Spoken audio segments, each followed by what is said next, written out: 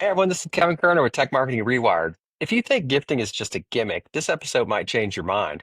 I sat down with Katie Penner, who's head of sender relations at Sendoso, and we got into why human first marketing isn't just fluff, it's outperforming traditional channels. We talked about how gifting can drive a four times ROI when it's done right, the difference between transactional junk and thoughtful engagement, and why personalization at scale is finally possible thanks to AI and tools like Clay. I know many of my tech marketing friends love Sendoso and they're amazing people and platform. So I'm really excited to get this one out there. So let's get to it. This is Tech Marketing Rewired.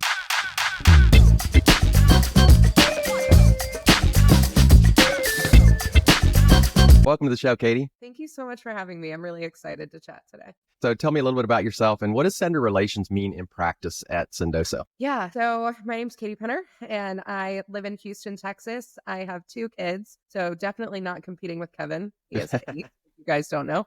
And yeah, outside of work, I love cooking and hanging out with my kids. Really, that is what, takes up most of my days. Head of Sender Relations is a title that we kind of created for my roles. For those that don't know me or, my journey at Sendoso, I actually started here as a SDR in 2021. And I, solved for gaps that I noticed throughout my career here, which led me to kind of being promoted pretty consistently, ping-ponging between sales development roles and marketing roles. And once Casey Jenkins, our SVP of marketing, joined Sendoso, she saw that I was building a personal brand for myself on LinkedIn. I was really connecting with the community, putting our brand at the forefront of what I was creating and, really kind of opening the world up, the Sendoso world up to, putting a face to the Sendoso name. And we saw how effective that was. And Casey said, hey, you need to come work for me. And so at this point in my career today, I own all of our organic social. I also own our outbound BDR team. I own our relationship and our plays and our strategy behind Clay and kind of all of the automated outbound that we're doing there, among some other little sprinkles of things. But, community and outbound are my two main pillars of my job today. Yeah, that's awesome. I think, I don't know if I didn't mention this to you, but I started my career as an SDR years and years ago. Like this would have been way before Sendoso and gifting. And there's something about being an SDR, I think, that you understand like the pulse of the customer. Oh, But 100. it's so good because you have to like be in front of them on the phone with them. You're as close to the customer as you get. Yeah, I think it's the best foundation that you can because you deal with every single objection, you learn about every integration intimately because you need to speak to it. You learn how to convince naysayers that they should take a meeting, which is a very valuable skill that definitely translates into marketing at a higher level today. So yeah, I wouldn't change it for the world. I think it's the best way that I could have started here. Yeah, it's great. I wish we would have had it back then, Sendoso back then, because it really would have come in handy to open Right. doors. That's for sure. Yeah. Okay. So I wanted to start by getting your take on, this corporate gifting's been around for a while. But it seems like, at least with our customers, there's a curiosity in it.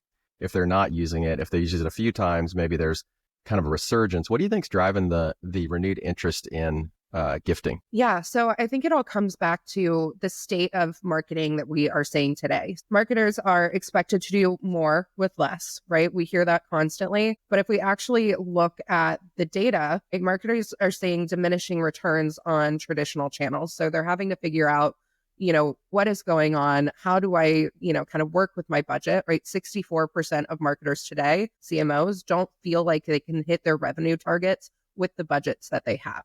So they're having to get creative. They're having to look at today's buyers. At today's buyers, 71% of them actually expect these personalized reaction or interactions. And then 76% of them are getting really frustrated without it. I think marketers today are asking themselves, how do we infuse that human first marketing back into our strategy? And so I think that a lot of that is why we see marketers coming back and looking at the direct mail channel, because ultimately gifting is a really great way to connect with your buyers on a personal, deeper level. And they see that with the data, right, of what people are getting back from their gifting campaigns. To give you a little bit of an idea of the ROI, right, of gifting, for every dollar spent, the ROI is 4 with Sendoso.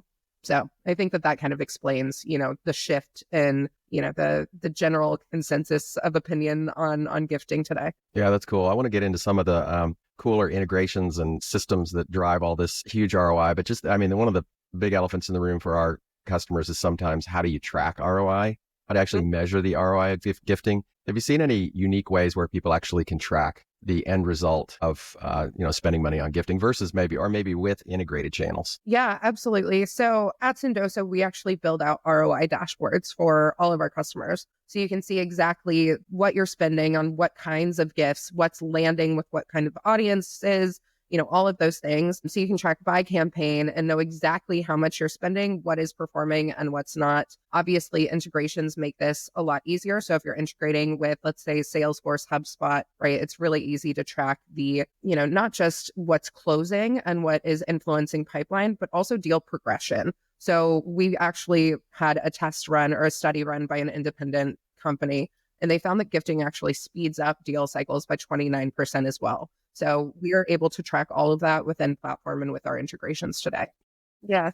Okay, so I want to talk about the process and what it looks like best case, particularly the process as it works with this integrated marketing ecosystem that we now have. You've got tools like HubSpot and Salesforce, and you mentioned Clay and Gong. What's the process looking like best case? And maybe also talk through how that process is using other technologies to make it work. Yeah, absolutely. So I think I'll start by talking about the traditional integration, right? Which is going to be your Salesforce or your HubSpot. And then we'll get into kind of the more new age integrations and plugins, APIs with tools like Clay. So to start, right, let's say that you're using Salesforce, right? I think that is probably the most popular CRM today, right? So if you're using Salesforce, you can tell, you have different stages of a deal, right? So let's say it's pre-demo, post-initial demo, right? And then you move to stage 3, 4, 5, and then to a close, right? So we can actually integrate with your Salesforce to be able to say, you tell us, hey, we see a drop off from stage 2 to stage 3. We want to trigger, maybe it's a plant to an additional stakeholder to loop them in with a note card that says, hey, wanted to plant the idea of looping you into my conversation with Kevin about how gifting can reinvigorate your ABM strategy, right? Whatever, right? And so that is automatically triggered. The kind of, workforce around that is very simple, right? You identify the signal, you create the trigger, and then you complete the action. Where I see the traditional kind of integration working the best is, again, at stages like pre-demo, where you're sending personalized gifts to your prospects to capture attention and earn the right to a conversation that will hopefully lead to a meeting.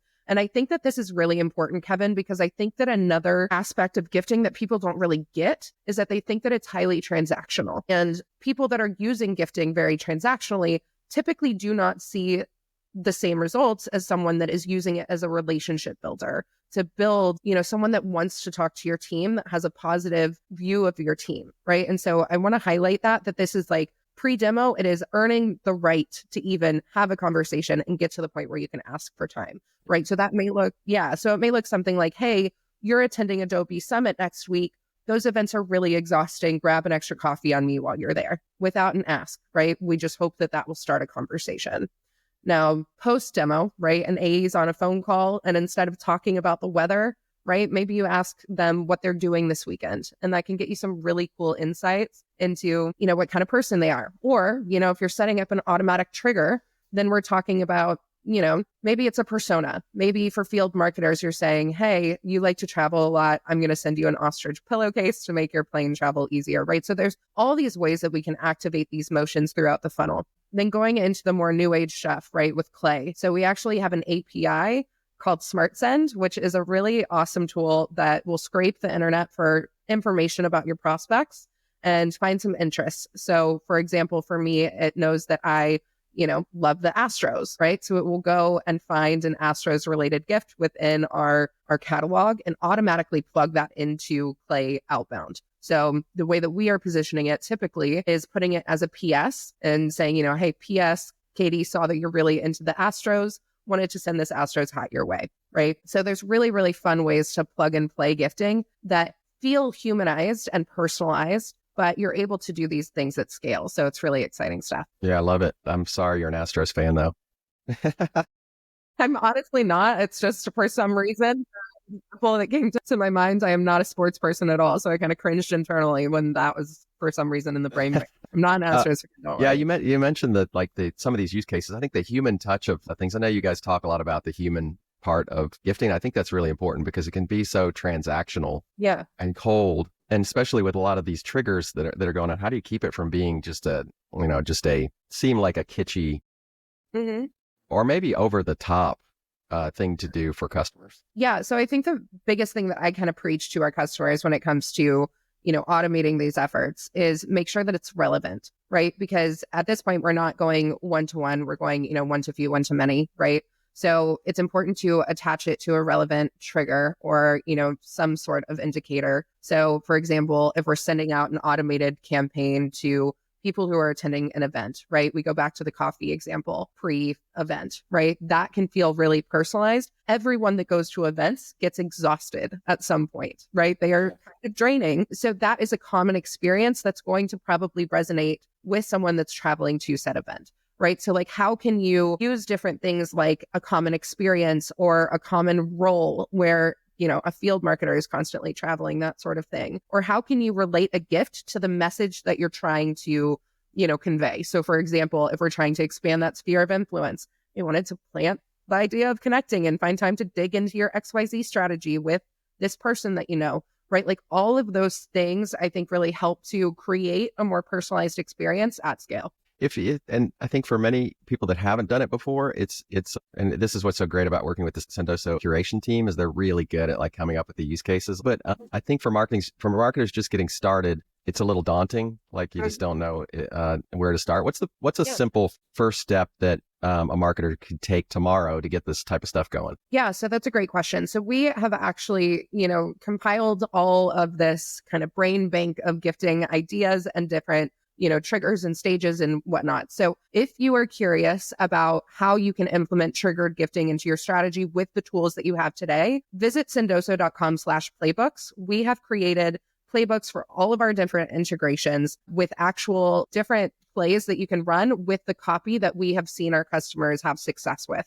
It is all public. It is not gated at all. You can check that out. I think it's a really awesome resource for everyone that's curious about it. So you're in sender relations. You see a lot of these things. What are your favorite parts of the playbook? Like what are the ones that you like the best? Oh gosh. I think my personal favorite has to be, especially with my business development background and owning a BDR team now, I love finding creative ways to break through the inbox top of funnel. That is my passion. I think it is so fun to make people feel cared about in such a non-personalized B2B world that we're experiencing right now. So everything top of funnel is definitely like meeting setters are my personal favorite. It's just like it's a great door opener. Right. Well, and it sets a tone, right? It sets a tone for the entire relationship moving forward. And it really gives you an advantage above your competitors because you were the one that up front not just cared and wanted to solve for the, business issues that they are having today, but also cared for them as a human being, which I think so many people are missing today. All right, I want to talk about the future a little. What do you think the future looks like for gifting over the next, couple of years, especially with AI? Oh my gosh. I mean, the possibilities are pretty endless, right? I think that AI and our tool will start to recognize you can upload a list and then perhaps it'll recognize what stage these people are at, what their titles are, automatically, surface playbooks for these people. I think that Clay and tools like that, I mean, there's probably already the possibility to pull in people's addresses and to automatically have things land at their houses without the need for address confirmation. Yeah, I think that those are like the biggest kind of probably near term things with gifting is curated playbooks at the tip of your fingers with, anticipated ROI right in front of you before you even launch the campaign based on the success that you've seen, I think is probably going to be the biggest thing that I'm looking forward to. I'm really excited about the use of agents in all this stuff and the ability for the AI to go out and figure stuff out. It's like, hey, this person has an opportunity for gifting. And then the agent goes out, figures out the gift. Saying like, hey, this AE hasn't talked to this account in X days at this stage. We need to trigger a gift and have it land tomorrow. Here's what we suggest, right? That would be awesome, right? Because I think just like marketers, sellers are also being bogged down. They're smaller teams. They're dealing with, more deals. I mean, I certainly know that we're dealing with that. We have a smaller AE team. So having those signals triggered to them, right? And those alerts saying like, hey, this is kind of, going uncontacted. Let's make sure that we don't drop the ball on this one. And let's re-engage with a thoughtful gift and, pulling transcripts from Gong that, surface interest and things like that and remind them of those things. There's just really cool possibilities for this product and for gifting in general. So really, really excited where the world of AI and, kind of infusing that with human first takes us. Yeah, love it. Okay, I just want to ask you three wrap-up questions here that I ask on just about all of these. So what's one marketing trend you're most excited about? Oh, goodness. I think obviously the trend of marketers, looking into human first gifting and how they can humanize their marketing and better connect with their audience. I think that's really exciting, obviously for personal reasons, but also because I just think it's the right way to market. So I'd have to say the shift towards human first marketing. What's one outdated marketing tactic people should stop using? Gosh, That's a toughie.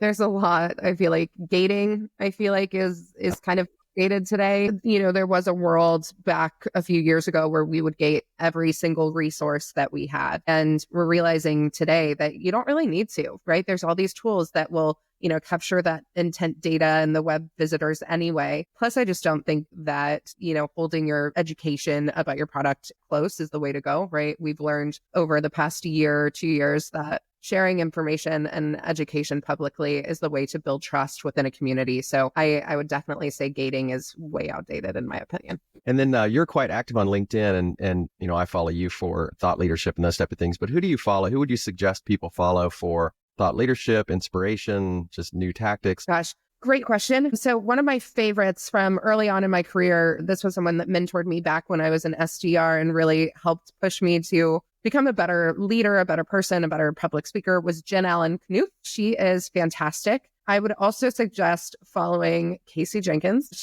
And I know that sounds self-serving, Yeah, she's but great. she just started posting and she truly has taken a non-marketer and infused, I think, in me what is most important about marketing. We have a tiny, tiny marketing team, but we punch way above our weight class. And Casey is the one who is brilliantly sharing that online. She deserves far more followers than I, so please go follow her. She is awesome. Yeah, I think with the small team that you guys have and what you pull off, it's really incredible. I mean, you guys are super active.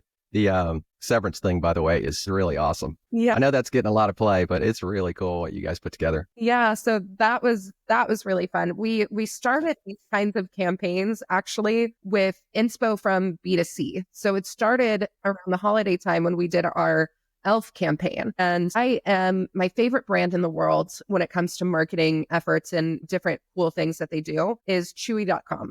I'm really just impressed with the whole brand story of Chewy and, what they came from, who they are now. But anyways, Chewy does this thing every year called Chewy Claus, where you can submit your dog online. You can write a note to Santa and Chewy will randomly send gifts out to dogs. And so I went to Casey and I was like, hey, we should do this, but for B2B marketers and to find a way to do that. Yeah. And so we were able to take that, the kind of blueprint from the Sendoso Elves campaign and duplicate it, edit it a little bit into what is now today the Severance campaign. So, we didn't have to reinvent the wheel. We were able to go live with it in just 1.5 weeks. But the Elves campaign is already amazing. Millions in pipeline. So, I mean, it just goes to show that like doing these human first things, focusing on people's feelings, relating to them will end up in the right place. So yeah, that pattern interrupt is great because those are pattern interrupt campaigns too. You just don't expect them. I love that. I love that you bring that up because one of the things that I do, and then I'll stop babbling, but one of the things that I do is I keep a bank of all of the things that I see in everyday life that inspire me.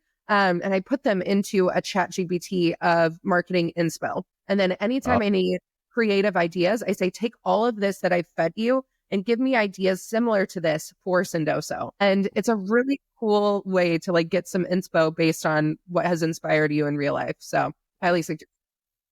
Well, this has been great, Katie. I know people will want to connect with you more. I know you have an active LinkedIn channel, but how do people get a hold of you if they want to contact you? Yeah, so LinkedIn is going to be the best way for sure. Search up Katie Penner. You can't miss me. There's a big, gifting box right by my name. So definitely connect with me there. If you have any questions about gifting, want to learn more, want to hop on a call, email me at katie.penner@sendoso.com. That's great. Thanks so much, Katie. Okay.